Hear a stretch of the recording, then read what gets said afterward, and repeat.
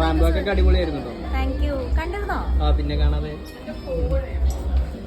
സുമതി വളവിനെ കുറിച്ച് എന്താ പറയാനുള്ളത്? സുമതി വളവ് മെയിൽ റിലീസാണ്.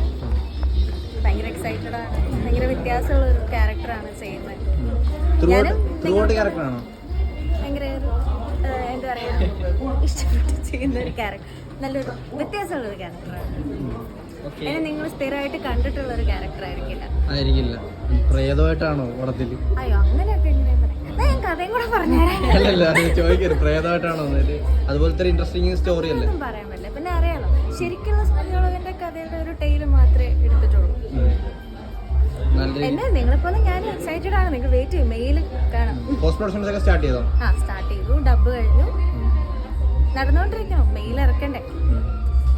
ബ്ലോക്ക് ബസ്റ്റർ പ്രതീക്ഷിക്കാവോ? മാളികപ്പുറത്തിന് ശേഷം ഫിംഗേഴ്സ് ക്രോസ്ഡ്. നല്ല പ്രതീക്ഷയുണ്ട്.